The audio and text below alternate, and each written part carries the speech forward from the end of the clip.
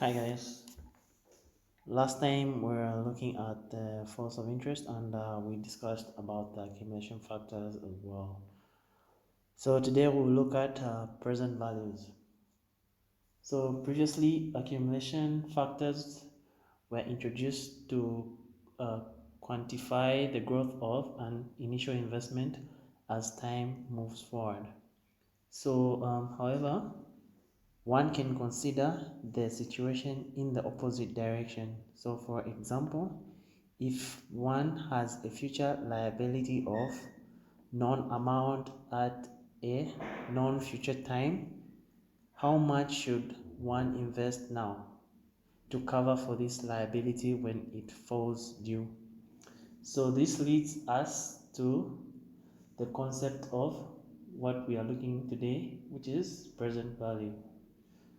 So under the present value, so you let t1, which is time, which is less or equal to t2, then it follows that an investment of c over a t1 comma t2, which is what? That is just to say that c, which is the exponent of what? The integral from t1 to t2. This is delta t dt, and this is at time t1 will produce a return of c at time t2. We therefore say that the discounted value at time t1, the discounted value, so we say that the discounted value at time t1 of c, and this is due at time t2, is nothing but c, the exponent of what? Negative integral t1 to t2, then delta t dt. This will be our equation 1. So this is the sum of money which, if invested at time t1, will give c at time t2. Okay. Under the action of the known force of interest, which is what? Delta t. In particular, the discounted value at time 0. So here now we're looking at time 0. So the discounted value at time 0 of c, which is due at time, let's say t greater or equal to 0, is nothing but the discounted, so it's nothing but the discounted present value. And this we can write it as, this is just the same as the exponent of c exponent negative integral from 0 to t, this is delta s ds, and this will be our equation 2. So now we can define a function. So this function that we're going to define next, we call it as small vt, and this will be the exponent of what? The negative integral 0 to t, and then this is delta s ds. This will be our equation 3. So here under equation 3, we define our time when t is greater or equal to 0, then the VT is nothing but the discount or the discounted present value. So this is just nothing but the discounted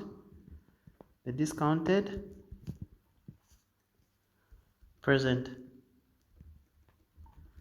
value of 1, and this is due at time t. So when t is less than let's say in these instances we're just talking about t which is greater than 0. So when we have t which is less than 0, the convention of the integral of 0 to t, and this is delta s ds, is equal to the negative integral of t to 0, which is delta s ds.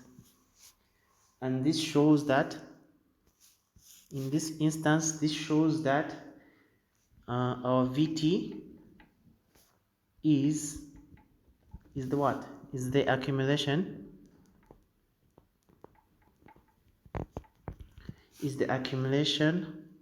of 1 from time t to time what? To time 0. So now so it follows from our previous equations.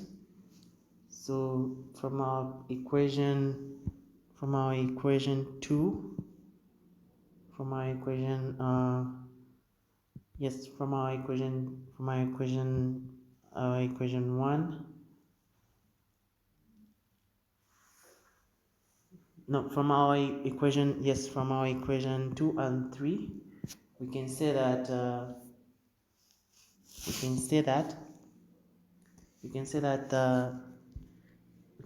discounted present value, the discounted present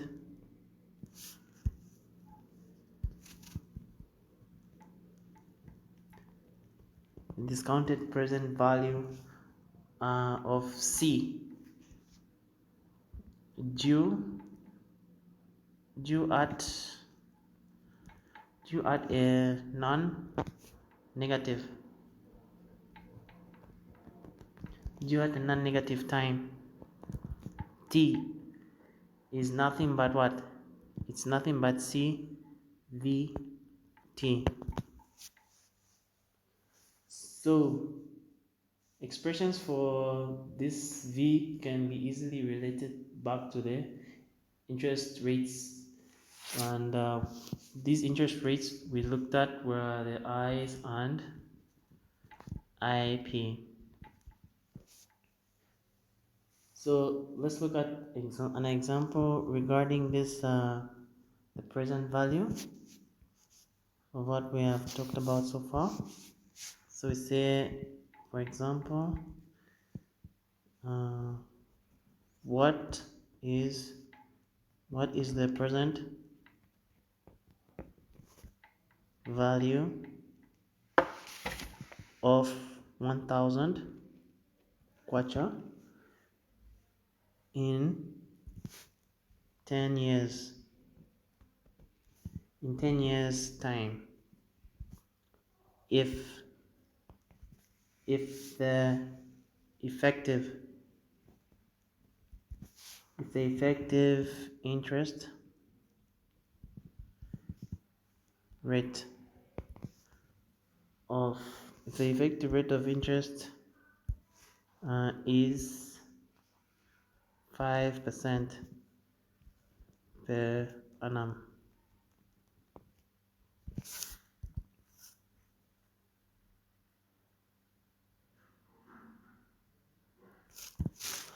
So the example says, what is the present value of 1000 kwacha in 10 years time if the effective interest rate is 5% per annum?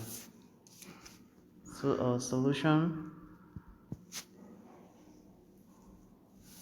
so using our equation which is this one here, So using our equation, and we know that the delta e to the power delta is nothing but 1 plus I.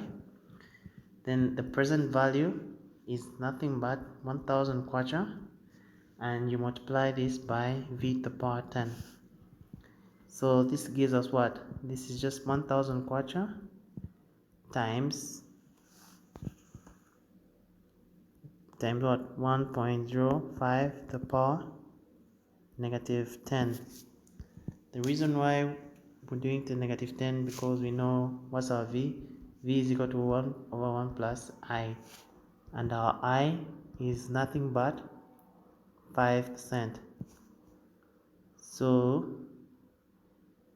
v will be 1 plus I to the power negative 1, and so v is nothing but what? V is nothing but 1.05 to the power negative 1. But in this instance, we want to find V10. So this will be 1.05 to the power negative 10. So coming back to our calculation, so we have 1000, then you multiply this by 1.05 to the power negative 10, and this gives you what?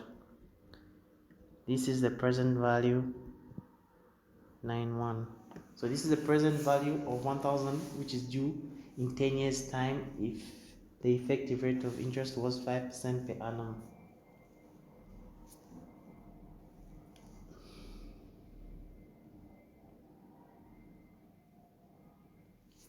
So in other instances, we can also find an expression. So look at example 2. In other instances, you can be asked to find an expression. So example 2 says measuring time in years from the present.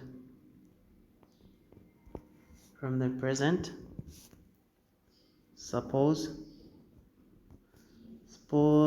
that our force of interest, which is what? Delta t is equal to 0.06 by 0.9 to the power t, and this is for all t, comma. So you need to find a simple expression.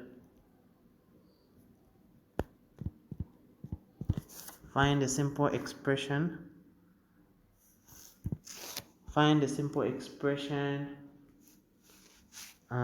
for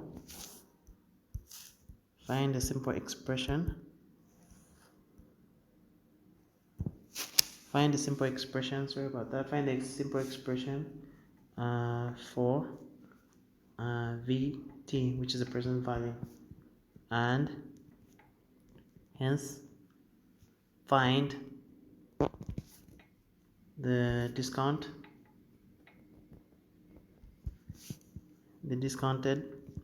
present value of 100 kwacha, and this is due in 3.5 years time. So our example 2 says measuring time in years from the present. Suppose that the delta, which is the force of interest, is equal to 0.06 by 0.9 to the power t. For all t, find a simple expression for bt, and hence find the discounted present value of 100 kwacha due in 3.5 years. So how do you look at this equation or this question? So now solution. So from our equation, which is what? So this time we're going to use equation 3. We're going to use equation 3. So using equation 3, what do we get? So Vt is nothing but the exponent of what? The negative 0 to t. And what's our delta? Our delta is 0 0.06, and then this is by 0 0.9. Our t becomes s ds. So when you integrate that, what do you get? You get the exponent of negative 0 0.06 0 0.9 t minus 1, and divide by the natural log of 0 0.9. So now we need to find the discounted present value of 100 kwacha, which is due in 3.5 years. So how do we find that? So the present value is nothing but this is equal to 100 kwacha, and the exponent negative 0 0.06 and 0 0.9 to the power 3.5 years. 3.5 minus 1, everything divided by the natural log of 0 0.9. So when you compute that, our present value becomes nothing but 83 kwacha 0.89. So that's the present value of 100 kwacha, and this is due in 3.5 years time. So further on, we will now discuss about the present values of cash flows. So under the present value of cash flows, we'll look at the first one. We have what? We have a discrete cash flow.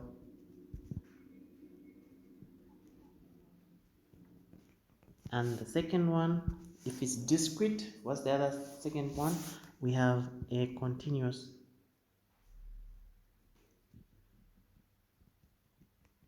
We have a continuous payable cash flow, which is nothing but what? It's just a payment streams.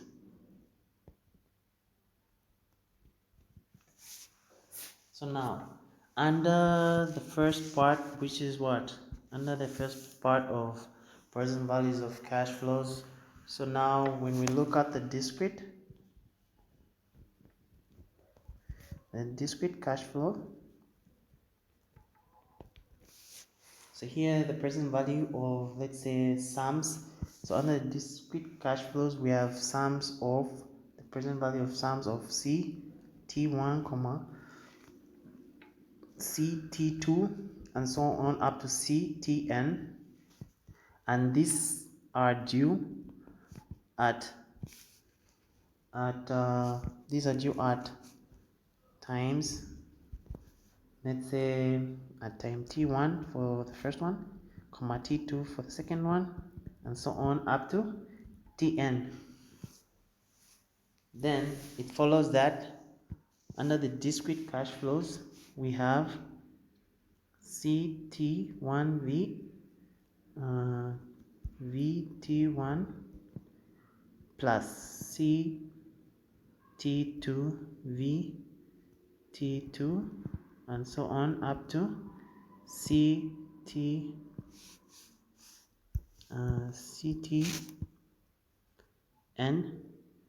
V Tn, and this equation is nothing but just the summation of j is equal to 1 up to n, then CTJ VTJ.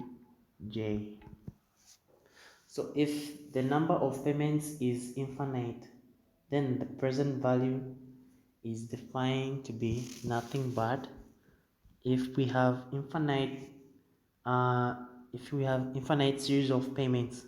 So under the discrete cash flow, then our present value is defined as from j is equal to 1 up to infinity. Then we have CTJ VTJ. So this provided that this series converges.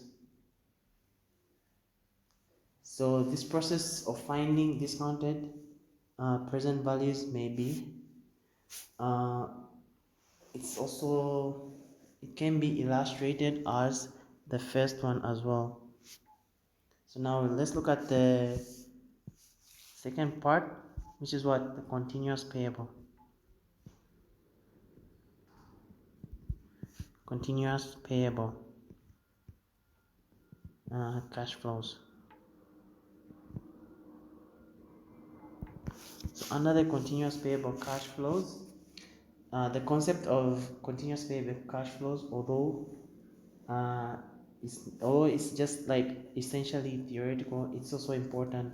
So for example, for many practical purposes, such as a pension that is payable weekly may be considered as a payable continuously over an extended period of time. So if we suppose that under the continuous we have t which is greater than 0, and that between the times of 0 and t, an investor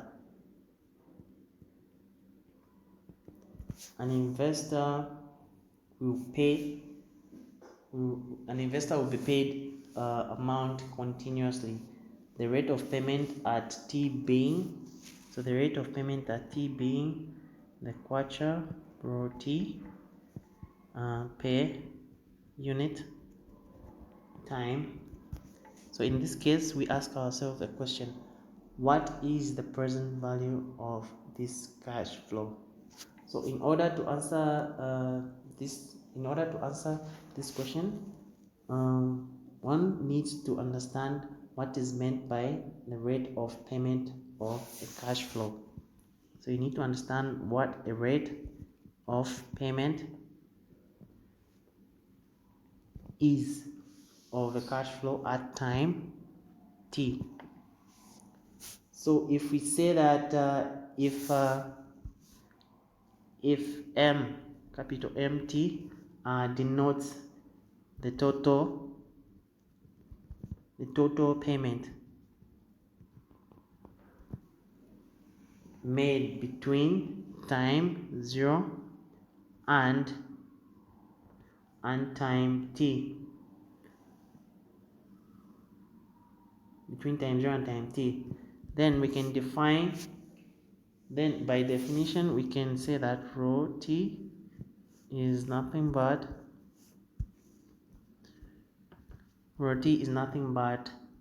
m dash t for ot.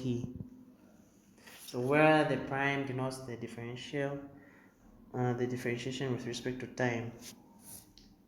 So then if we have let's say if we have an interval of 0 less or equal to alpha less than beta, and this is less or equal to capital T, then the total payment received between time alpha and beta is nothing but, between these two alpha and beta is nothing but m beta minus m alpha, which is nothing but the integral of alpha beta m dash t dt. So this simplifies to alpha beta and our m dash t is nothing but rho t, and this gives us our dt. So then this becomes the rate of payment at any time, and is therefore simply the derivative of the total amount paid up to that time, and the total amount paid between any two times is the integral of the rate of payment over the appropriate time interval. Okay, so if we talk about the present value of an entire cash flow, then we can obtain it by the integration.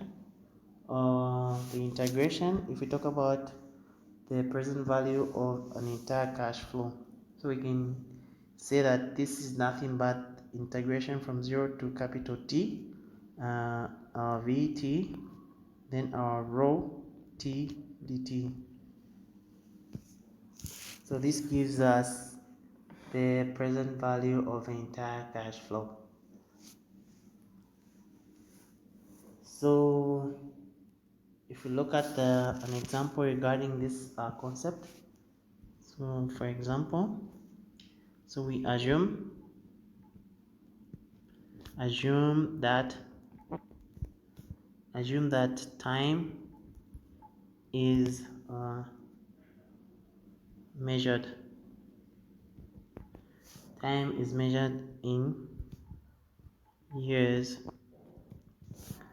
and that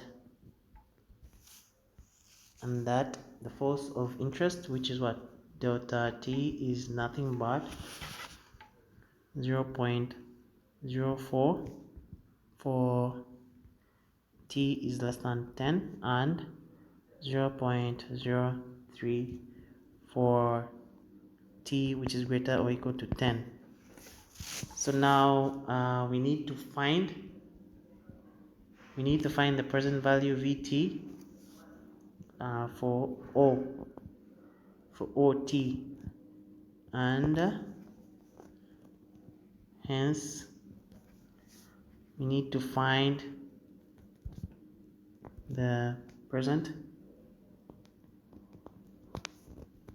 value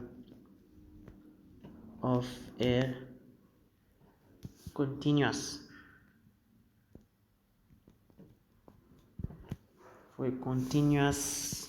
payment, for a continuous payment stream at the rate of 1 per annum for 15 years, beginning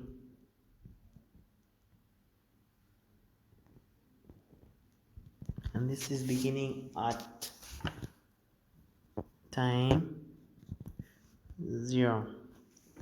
So the example says, assuming that time is measured in years and that the force of interest is equal to that, find the present value for OT and hence find the present value of a continuous payment stream at the rate of 1 per annum for 15 years, beginning at time 0. So the solution is that from the equations that we have discussed so far, how do we find our present value? Present value is nothing but Vt is nothing but the integral of the exponent of what? Negative 0 to t, and what's the force of interest? Is 0.4, so you put 0.04 ds, and this is for t is less than 10. For our next expression, we have the exponent of what? Negative integral from 0 to t, and our t in this case is nothing but 10. So here we say this is up to 0, this is up to 10.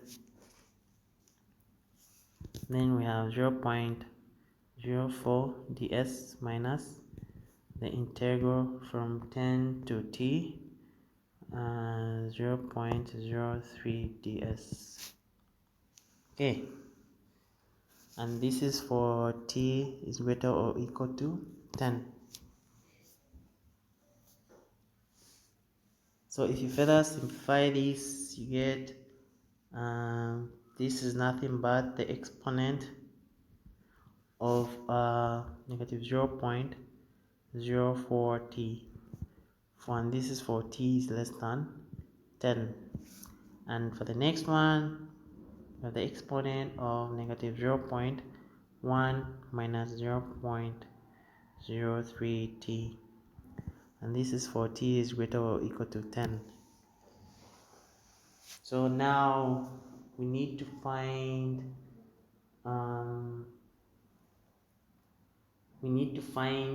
the present value of a continuous stream.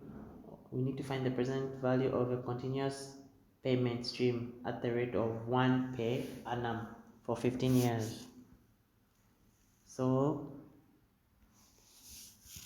if we say at the rate of 1 per annum, that means in the case of a continuous stream, we have our rho t, which is nothing but 1. So how do we find now the present value of continuous payment of streams? So using this equation, using our equation here, we can find the present value of streams. We have our rho t, which is 1, and we have our vt, which is the present value, and this is this one here. So now this would be nothing but the integration from 0 to 15, and then we have 1 by vt dt. So this is equal to the integral from 0 to 10, and this is the exponent of what? Negative 0.04t dt plus the integral from 10 to 15, and this is the exponent plus the integral from 10 to 15, and the exponent of negative 0.1 minus 0.03t dt. So the maximum age that we're saying is 15 years, and the minimum is 10. T is greater or equal to 10, so that's why we're having 10 here up to 15. And for the first one, our t is from t is less or equal to 10. So when you further simplify this, this is equal to 1 minus the exponent of what? Negative 0.4, and this is over 0.04, and then plus the exponent of negative 0.1. Then you multiply this by the exponent of negative 0.3 minus the exponent of negative 0.45, then everything over 0.03. So our final answer gives us what? 11.35. So that's how we find the present value of 1 per annum for 15 years for a continuous payment stream. So now we look at valuing cash flows. Under the valuing cash flows, so here we consider again considering times. So we have our time t1 and our t2, and where t is not necessarily greater than t1, then the value at t1 of the sum c, and this is due at t2, is defined as to be. So our A for the first part, if T1 is greater or equal to T2, then here the accumulation of C from what, from T2 until accumulation from C from T2 until T1, or in the case of next instance, if we have our T1 is less than T2, then the discounted value at time T1 of C due at time T2.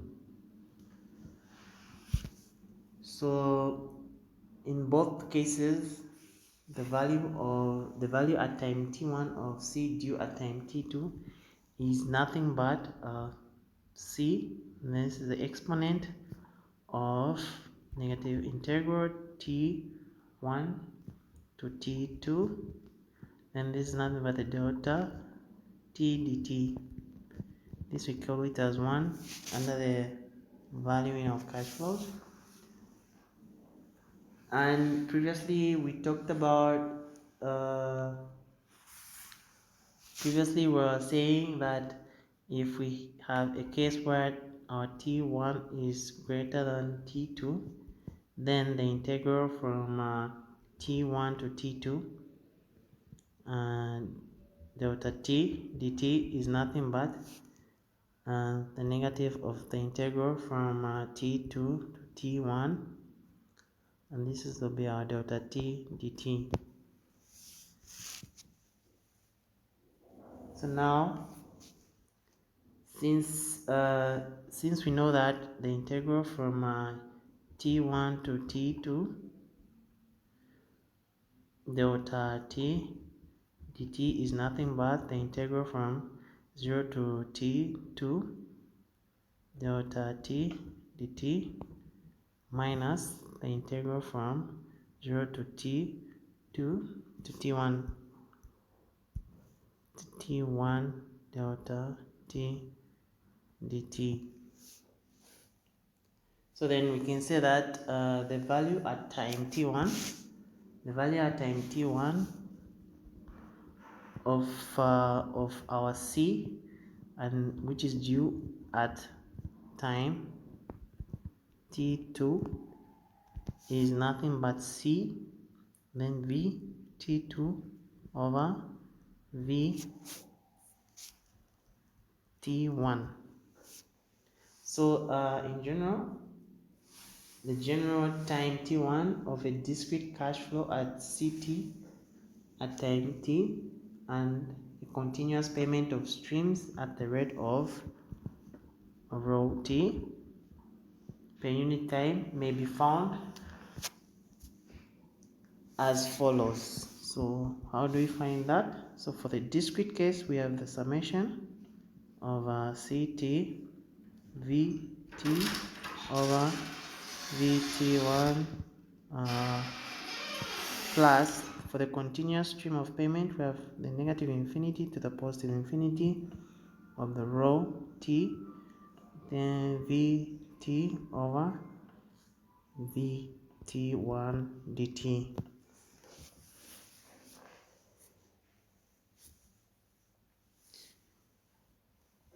So this is just the generalization, and this covers the present or the future payments. So if you look at an example regarding these formulas, so example, we have e.g., so we say a businessman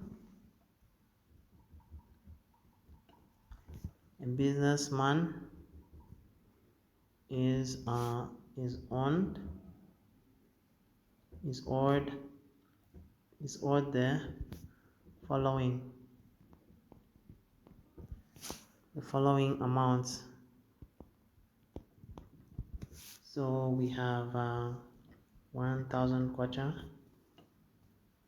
on 1st January 20013. The next one we have 2500 on 1st January, and this is what 2014. Then and lastly we have 3000 kwacha on 1st July 2014. So here we are assuming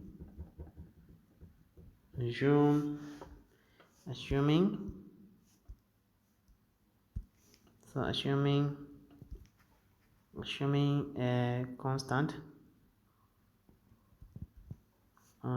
force of interest of 0.06 per annum. So you need to find the value of payments. Find the value of payments on. So we need to find the value of payments on 1st January, and this is what 2011. So a businessman is owed the following amount: 1000 on 1st January 2013, 2500 on 1st January 2014, 3000 kwacha on 1st July 2014. So assuming a constant force of mortality of 0.06 per annum, so we need to find the present value of payments on 1st January 2011. So how do you look at that? So here we let time be measured in years from, let's say, from 1st January 2011. Then the value of the dates at this date are calculated as follows. So we have 1000, and we have a V2 plus 2500. We have a D3 plus 3500. We have a 3.5. So this is nothing but 1000 exponent of negative 0.12 plus 2500 exponent of negative 0.18 plus 3500. Sorry about that. 3000 for the exponent by the exponent of 0.21. So this gives us our final answer as 5406.85. So this is the value of payments on 1st January.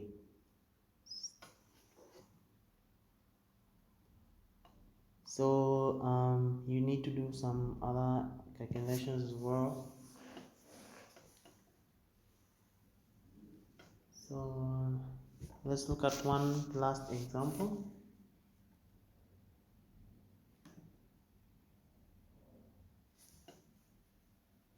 So our last example says the force of interest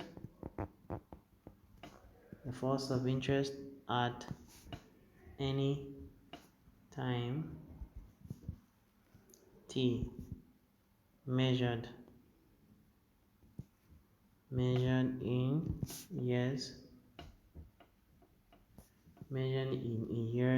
is given by, so we have delta t is nothing but 0.04 plus 0.005 t. and this is for 0 less or equal to t less than 6. And we have the next one, 0 0.16 minus 0 0.015 t. This is for 6 less or equal to t less than 8. And then lastly, we have our 0 0.044 t is greater or equal to 8. So the question says you need to calculate the value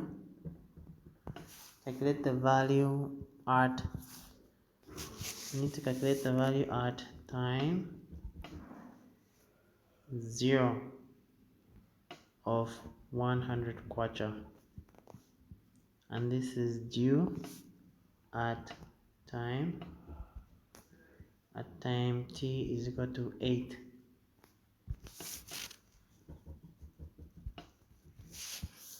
So the second example says the force of interest at any time t measured in years is given by the force of interest, which is equal to that.